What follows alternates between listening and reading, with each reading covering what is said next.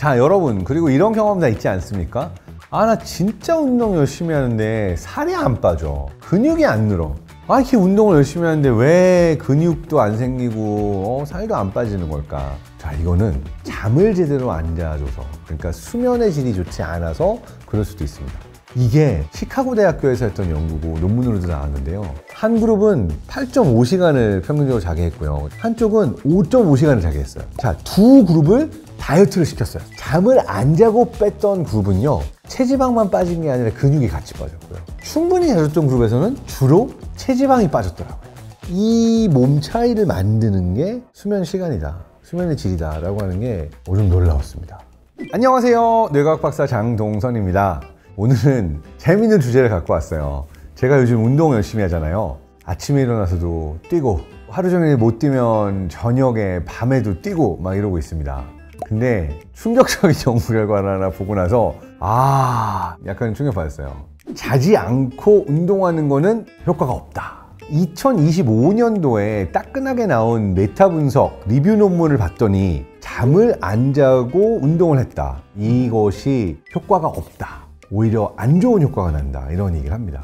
정말로 건강해지기 위해서는 수면과 운동, 어떤 방식으로 하는 것이 좋은지 오늘 다뤄보려고 합니다.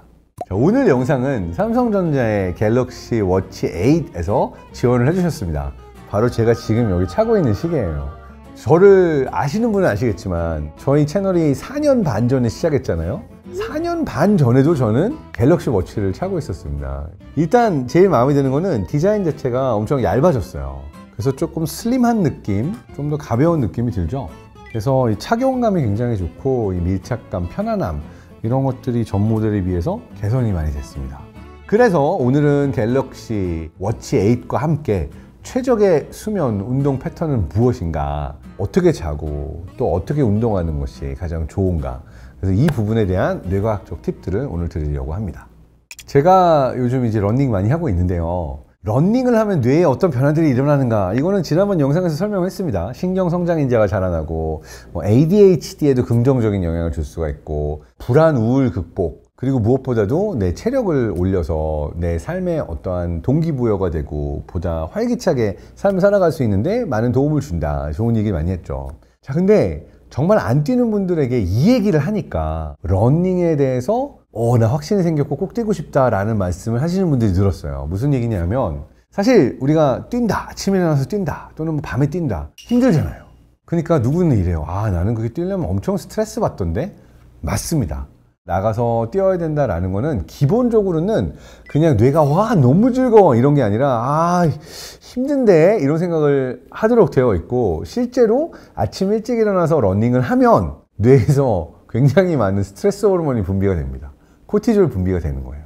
자, 그런데 좋은 효과가 뭐냐, 하루 종일 우리가 스트레스 받을 일은 곳곳에 숨어 있죠. 뭐 상사가 시킨 일, 사람들과의 마찰, 뭐 굉장히 많은 어떤 스트레스 요인들이 있는데, 이때마다 스트레스가 오면 화나고 막 때로는 불안해지고 막 우울해지고 이런 감정들이 올라오잖아요. 근데 아침에 뛰느라고 스트레스 호르몬 코티졸이 이미 분비됐다면 하루 동안 또는 심지어 그 다음 날까지도 불안이나 우울이나 안 좋은 정신적인 어떤 스트레스를 느껴야 하는 상황에서 스트레스 호르몬의 분비가 덜 되더라 라고 하는 연구 결과가 있어요. 내가 사서 고생을 하고 아침에 일어나서 러닝을 한다, 그럼 그게 일종의 스트레스에 대한 예방접종 같은 그런 효과가 있어서 내가 다른 스트레스 받을 일에 대해서 조금 덜 스트레스 받는다. 쉽게 얘기하자면, 스트레스라는 것은 내가 선택할 수 없이 나의 삶에 그냥 오는 경우들이 많은데, 내가 일부러 선택해서 스트레스를 받으면 선택하지 않은 스트레스를 덜 받을 수 있다. 좋지 않나요? 나 뛰고 싶은데 달리기에 대한 꿀팁을 달라. 일단 첫 번째는 처음 뛸 때는 무조건 편안하게 천천히 뛰어랍니다. 사람들이 항상 뛴다라고 생각하면 처음부터 막 100m 달리기 하듯이 쭉 뛰는데 이거 몇백 미터 못 갑니다. 저 같은 경우도 처음 러닝하면서 무조건 빨리 뛰어야 된다라고 하는, 뭔가 이 머릿속에 남아있는 잘 뛰는 마라톤 선수들 그림만 있잖아요. 이렇게 막 탁탁탁 뛰는 분들, 절대 그렇게 뛰시면 안 돼요. 그냥 처음에는 그냥 통통통통통 정말 편안하게 나 뛰고 있는 거 맞아? 생각이 들 정도로 편안하게 뛰어야지만 오래 뛸 수 있어요. 아주 천천히 내가 뭐 전혀 안 힘든데 느낌이 드는 속도로 시작을 했다가 조금씩 빨라지는 게 달리기를 잘하는 비결이에요. 그리고 두 번째 또 하나가 있습니다. 이 달리기를 하면 특히 초보들은 나도 모르게 몸이 약간 앞으로 기울거든요. 무조건 무릎이 아파요. 저도 항상 한 5km 뛰고 나면은 무릎이 너무 아파가지고 난 달리기는 안 돼. 나는 못 뛰는 몸인가 봐. 이렇게 생각하고 있었거든요. 근데 제가 또 국가대표 마라톤 코치 권은주 감독님에게 개인 트레이닝을 받지 않았습니까? 너무 신기한 게 이 정말 전문 코치한테 자세 교정을 받고 나니까 5km 뛰면서 무릎이 아팠던 거는 내가 못 뛰는 몸이라서가 아니라 잘못된 자세로 뛰었기 때문이구나 라는 걸 알았어요. 사실 달리기를 처음 시작하면 어떻게 뛰는 게 잘 뛰는 건지 잘 모르죠. 요즘 저희 영상을 보고도 그렇고 나 한번 뛰어보고 싶어, 러닝하고 싶어 이런 분들이 되게 많은데 초보분들이 야심차게 시작하고 나서 뛰니까 무릎이 너무 아프더라, 나 부상 왔어 라고 하면서 못 뛰는 경우도 생각보다 많아요. 이게 바로 내가 어느 정도를 뛰어야 되는지 어떻게 뛰어야 되는지를 몰라서 생기는 일인데 요 삼성전자 워치8 러닝 코치는 내 레벨에 맞춰서 지도를 해주면서 어느 정도를 뛰면 된다라는 거를 가이드해 주기 때문에 부상 없이 내 러닝 실력을 천천히 올려가는데 많은 도움이 될 것 같습니다. 자, 여러분, 그리고 이런 경험 다 있지 않습니까? 나 진짜 운동 열심히 하는데 살이 안 빠져, 근육이 안 늘어. 이렇게 운동을 열심히 하는데 왜 근육도 안 생기고 살도 안 빠지는 걸까? 뭐 몇 가지 이유가 있을 수 있습니다. 첫 번째 이유는 아까 말씀드린 것처럼 너무 열심히 뛰어서 그럴 수도 있어요. 그러니까 내가 살이 빠지거나 근육이 생기기 위해서는 너무 힘들게 뛰면 안 되고 내가 정말 편안하게 뛰어야지만 오히려 살이 빠집니다. 그러니까 내가 막 죽으라고 뛰었다. 사실 이거 근육에도 안 좋고 오히려 데미지 오고 살도 잘 안 빠져요. 자, 이게 첫 번째 이유일 수가 있고요. 근데 이것보다는 제가 볼 때 여러분이 두 번째 이유가 더 클 것 같습니다. 내가 열심히 뛰었지만 열심히 뛴 것보다 더 열심히 먹고 마셨기 때문일 것 같아요. 아무리 열심히 뛰어도 뛴 다음에 나 뛰었으니까 오늘은 치맥? 오늘은 먹고 싶은 거 많다. 막 이제 죄책감도 안 느끼면서 막 드시는 분들 있잖아요. 자, 이 경우는 내가 열심히 뛴 것보다 더 열심히 먹었기 때문이다. 이게 두 번째 이유인 것 같고요. 자, 세 번째 이유가 또 있어요. 아닌데? 뛰는 거는 일부러 존투 맞춰 잘 뛰었고 먹고 나서 야식도 안 했고 그런데도 살이 안 빠지고 근육이 안 늘어요. 자, 이거는 잠을 제대로 안 자줘서, 그러니까 수면의 질이 좋지 않아서 그럴 수도 있습니다. 왜냐하면 잠을 잘 못 잔 상태에서 운동을 하면 근육도 잘 안 늘고요. 그리고 무엇보다도 살이 잘 안 빠집니다. 그래서 운동을 잘하기 위해서 첫 번째로 지켜줘야 되는 게 잠을 잘 자는 거예요. 자, 그렇다면 우리가 잠을 안 자면 뇌가 어떻게 변하는지 시간대별로 한번 살펴보도록 할까요? 실제로 잠을 안 자면 뇌에 얼마나 안 좋은 영향들이 일어나는가, 이것만 연구한 논문도 있습니다. 뇌의 변화를 잠을 안 자고 버티는 시간에 따라서, 이 시간 변화에 따라서 한번 쭉 보게 되면 평소 자야 되는 시간에 잠 안 자고 일단 뭐 한 6시간 정도 지났다. 원래 밤 12시 전에 자줘야 되는데 밤을 새고 아침 6시까지 갔다. 의외로 아무 일이 없습니다.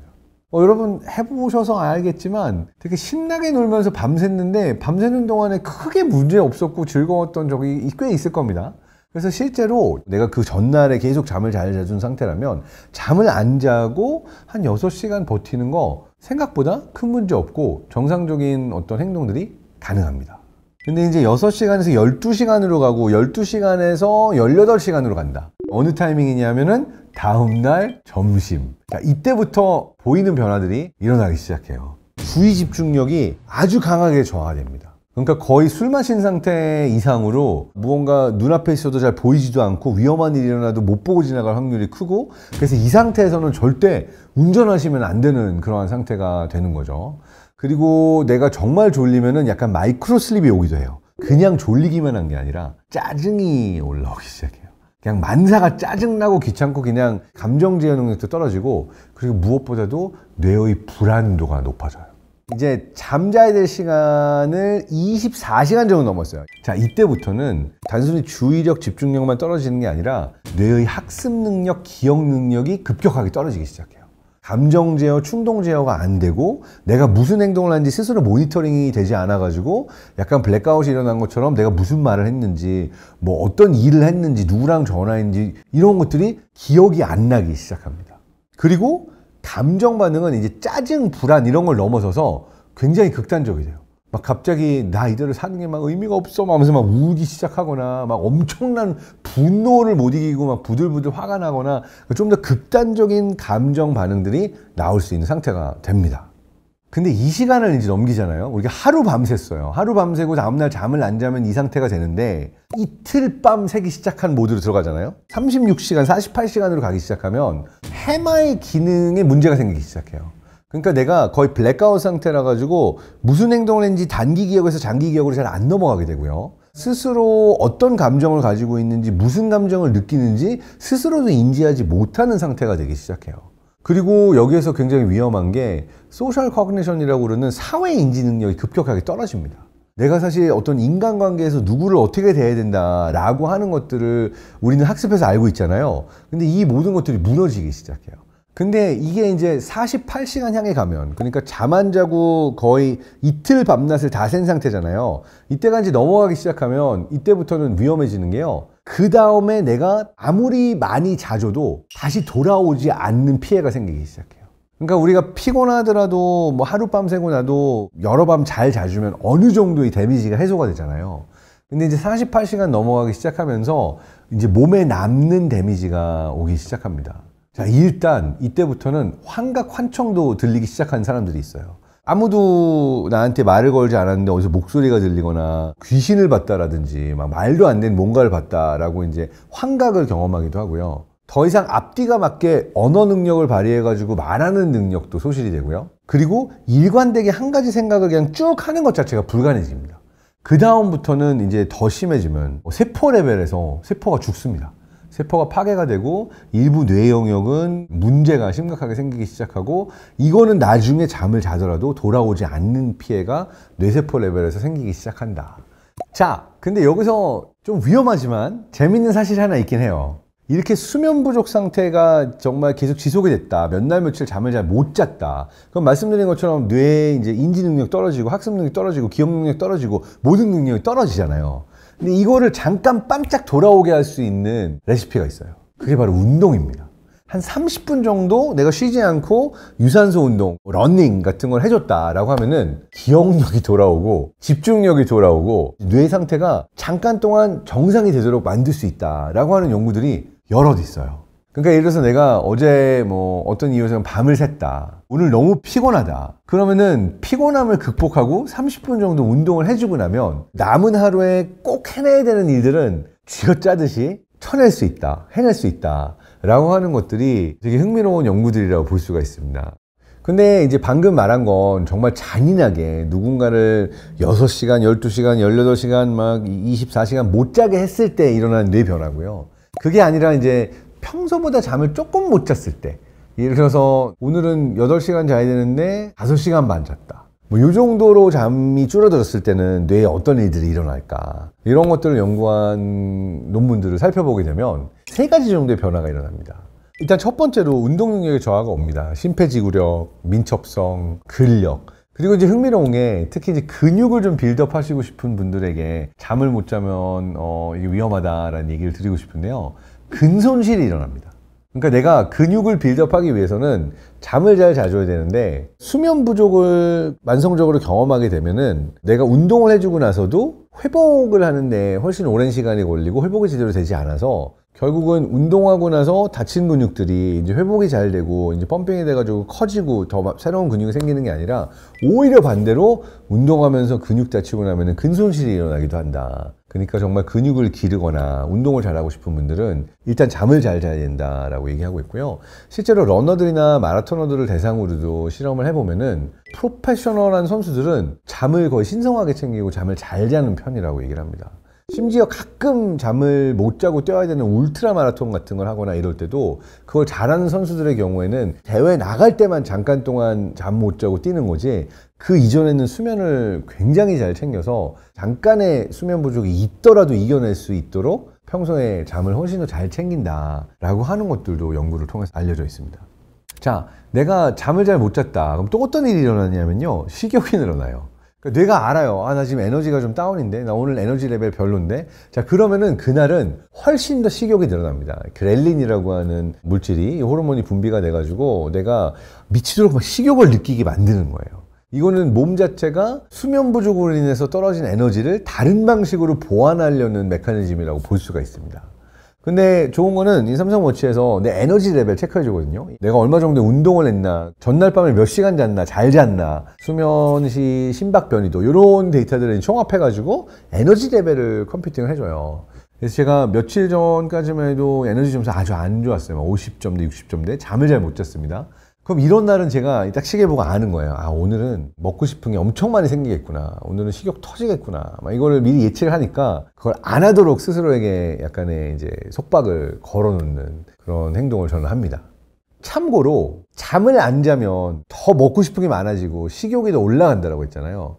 근데 여기에 내가 한번 약해져서 굴하고 정말로 폭식을 해준다. 아, 이거 진짜 안 좋아요. 왜냐면 이게 악순환으로 들어가 버려요. 저 같은 경우는 진짜 한번 폭식하고 나면은 2, 3kg씩 찌거든요. 정말 저도 놀랄 정도로 빨리 몸무게가 느는 편입니다. 이렇게 밤에 야식하잖아요. 그럼 이거 대부분 지방으로 갑니다. 내가 몸에 지방 비율이 증가하면요, 또 수면 효율이 낮아져요.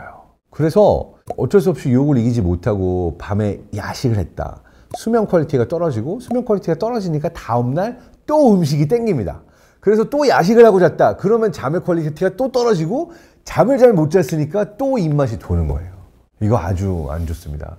어떻게 해야 되냐? 일단 잘 자야 되고요. 잠을 못 자서 식욕이 도는 게 식욕이 올라가는 거지, 내가 진짜로 몸에 지방이 필요해서 식욕이 올라가는 게 아니다. 이거를 알고 계실 필요가 있습니다.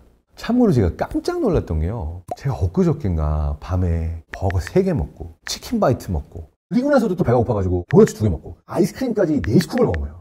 다음날 아침에 워치가 야식하고 주무셨죠? 자는 동안에 수면의 질이 좋지 않았습니다. 그래서 깜짝 놀란 게, 와, 얘가 자는 동안에 내 수면 상태를 체크해서 내가 야식을 했다는 걸 알았구나. 그 다음날은 술을 마셨어요.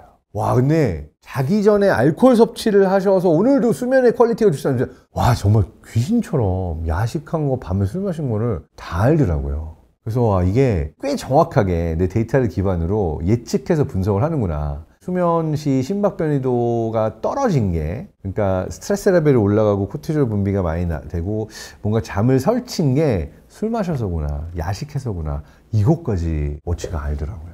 자, 그래서 이렇게 잠을 잘 못 잔다, 운동 능력 떨어지고 근손실 오고 지방 쌓이고 수면질 떨어지니까 식욕은 터지고 정말 안 좋죠. 근데 더 충격적인 게 있어요. 수면의 질이, 그러니까 내가 잘 잤냐 못 잤냐가 살이 잘 빠지는 몸일지 살이 안 빠지는 몸이 될지 요걸 결정짓는다고 해요. 이게 시카고 대학교에서 했던 연구고 논문으로도 나왔는데요, 어떻게 보면 되게 잔인한 실험입니다. 한 그룹은 8.5시간을 평균적으로 자게 했고요. 충분히 푹 잔 거죠. 한쪽은 5.5시간을 자게 했어요. 약간 잠이 모자라게 한 겁니다. 자, 두 그룹을 다이어트를 시켰어요. 살을 빼게. 잠을 안 자고 뺐던 그룹은요, 체지방만 빠진 게 아니라 근육이 같이 빠졌고요. 충분히 자줬던 그룹에서는 주로 체지방이 빠졌더라고요. 이 몸 차이를 만드는 게 수면 시간이다, 수면의 질이다 라고 하는 게 좀 놀라웠습니다. 자, 그렇다면 우리가 아무리 워치가 있어도, 뭐 스마트폰이 있어도, 좋은 앱들이 있어도 내가 뭐가 좋은지를 알아야 되는 거 아닙니까? 잘 써야 되는 거 아니에요? 그래서 제가 정리를 해드리겠습니다. 운동이 먼저냐 수면이 먼저냐? 무조건 수면이 먼저예요. 잘 자야 운동이 효과가 있다. 그렇기 때문에 잠이 먼저냐 운동이 먼저냐, 오늘 아무리 운동하고 싶어도 잘 자고 다음날 아침에 이렇게 눈 비비면서 일어나도 아 싫은데 하면서도 운동하러 가는 게 효과가 좋습니다. 두 번째는요, 아침에 일어나서 운동하는 게 좋냐 저녁에 운동하는 게 좋냐, 살 빼기 위해서는 아침 운동이 더 좋다라고 해요. 그 이유는 하룻밤 동안 자고 일어나면 아침에 공복 상태가 되잖아요. 근데 이 공복 상태에 적당한 운동을 해주면 체지방이 훨씬 잘 빠지고요, 그래서 살을 빼는데 더 효과적이다라고 하는 연구들이 있습니다. 자, 그렇다면 잠도 잘 자고 운동도 잘해야 되는데 내가 운동하고 나면 잠이 잘 안 오는 거 아니야? 이런 질문을 가지실 수가 있죠. 10,000명이 넘는 사람들을 대상으로 쭉 연구를 했어요. 운동을 하고 나서 운동을 한 시간, 운동의 강도 이런 거에 따라서 잠이 영향을 받는가 받지 않는가를 연구를 했거든요. 잠자는 시간보다 6시간 전에 운동을 했다, 뭐 아무리 많이 운동을 했다 할지라도 생각보다 운동이 잠에 뭐 어떤 영향을 끼치는 게 없어요. 그리고 잠들기 4시간 전까지만 운동을 하더라도 이 운동이 잠을 방해하는 요인은 별로 없습니다. 그러니까 무슨 얘기냐, 저녁에 운동을 하려면 이른 저녁에 운동을 해주고 씻고 책 보거나 공부하거나, 이거 전 지난번에 좋은 거라고 얘기했죠. 그리고 나서 자면은 이 운동이 잠에 안 좋은 영향을 끼치는 게 없다, 이렇게 얘기를 하고 있어요. 그런데 잠들기 2시간 전에 운동을 했다, 또는 잠들 시간인데 잠 안 자고 운동을 했다. 자, 이 경우에는 수면에 운동이 안 좋은 영향을 끼칩니다. 그러니까 자는 동안에 이 수면의 질이 좋지 않아서 더 많이 뒤척이고 잘 못 자는 경우들도 있고, 그리고 충분히 잠을 길게 못 자고 아침에 일어났을 때 깨어나지 않은 경우들이 있는 거죠. 그러니까 내가 아무리 운동이 좋다 할지라도 잠들기 직전에 또는 잠잘 시간 빼가지고 운동을 하는 거는 오히려 나에게 좋지 않다. 자, 근데 내가 주기적으로 규칙적으로 잘 자고 있는지, 주로 몇 시에 잠드는지, 잠드는 데 걸린 시간은 얼마인지, 이런 거 데이터로 있으면 너무 좋잖아요. 제가 이 스마트워치를 좋아하는 이유가 제 수면 패턴을 분석해서 저에게 최적화된 취침 시간 가이드를 주더라고요. 내 패턴에 맞춰서 언제 잠드는 게 나에게 가장 자연스럽게 내가 잠이 잘 드는 시간인가 라고 하는 거를 또 워치잇이 계산해줘서 취침 시간을 디자인을 해주고 코칭을 해줍니다. 참고로 되게 재밌는 게 스트레스 측정 기능이 들어있어요. 사실 사람들이 되게 많이 궁금해요. 아니, 스마트워치로 스트레스를 어떻게 측정한다는 거야? 이 스트레스를 측정하는 원리가 HRV라고 하는 Heart Rate Variability, 심박 변이도라는 걸 측정해요. 심박 변이도는 단순히 심박, 내가 뭐 1분에 몇 번 뛴다, 이게 아니라 사실 우리가 다양한 상황에 따라서 때로는 심박수가 빨라졌다가 느려졌다가 이렇게 변하잖아요. 상황에 따라서 유연하게 이 심박수가 많이 변할 수 있으면 심박 변이도가 높겠죠. 근데 심박 변이도가 언제 높냐면 스트레스를 별로 받지 않을 때 높아요. 반면에 내가 스트레스를 아주 많이 받는다 그러면은 심박 변이도가 떨어집니다. 무슨 얘기냐면 상황에 맞게 이게 조절이 막 되는 게 아니라 지 맘대로 심장이 그냥 계속 일정하게 뛰고 있다. 그래서 심박을 스마트워치로 우리가 잴 수 있는데, 내가 잘 잤는지 푹 잤는지, 또는 자기 전에 뭔가 딴짓하고 잠에 도움이 되지 않는 일을 하고 잤는지, 이러한 것들을 자고 있는 동안의 심박 변이도를 통해서 다음날 에너지 레벨이 높을지 낮을지를 예측할 수가 있습니다. 자, 여러분, 스스로를 안다라는 게 되게 어렵습니다. 왜 요새 잠을 못 자지? 또는 나는 언제 잠들고 언제 일어나는 게 나에게 가장 깨어나고 좋지? 이거를 우리가 그냥 느낌적인 느낌으로 알려고 그러면은 애매모호할 때가 많아요. 자, 무엇보다도 오늘 상태 안 좋다. 내 스스로가 상태가 안 좋으니까 내가 상태 안 좋은 거를 더 잘 모르거든요. 왜냐하면은 내가 언제 좋았고 언제 나빴고 이런 것들을 일부러 일기장에다가 막 하나하나 기록을 세세하게 남기는 사람이 생각보다 많지 않잖아요. 그러니까 내가 그냥 가만히 워치만 차고 있으면 내가 에너지 레벨이 오늘 좋은지, 잠을 잘 잤는지 못 잤는지, 언제 잠들었는지, 운동은 얼마나 했는지, 스트레스는 얼마나 받았는지, 뭐 이러한 것들을 쭉 데이터로 종합적으로 매일 체크할 수 있으니까 너무 좋은 것 같습니다. 자, 오늘 영상은 제가 신나게 소개를 했는데요. 삼성전자의 글로벌 앰베서더 자격으로 또 새로 나온 워치잇 가장 먼저 차보면서 이 기능들을 어떻게 수면과 운동에 활용할 수 있을지 다뤄봤습니다. 앞으로도 유용한 기능들, 제가 소개하면 좋을 내용들이 나오면 정말 찐으로 제가 한번 사용해보고 여러분에게 소개하도록 하겠습니다. 자, 우리가 살면서 나 좀 무기력하다, 삶이 잘 안 풀린다, 나 뭔가 바꿔야 될 것 같다, 되게 많이 고민하시잖아요. 제가 볼 때 답은 나와 있는 것 같습니다. 나의 수면과 운동을 가장 먼저 체크하는 것이 뇌과학적으로 증명된 가장 효과적인 방법 중에 하나이기 때문에 여러분의 삶에 있어서 나를 좀 더 건강하게, 행복하게, 활기차게 만들고 싶다면 여러분의 수면과 운동을 잘 관리하시기를 바라면서 오늘 영상을 마치도록 하겠습니다. 여러분 모두 stay healthy, stay happy, 건강하고 행복하시기를 기원합니다. Stay curious.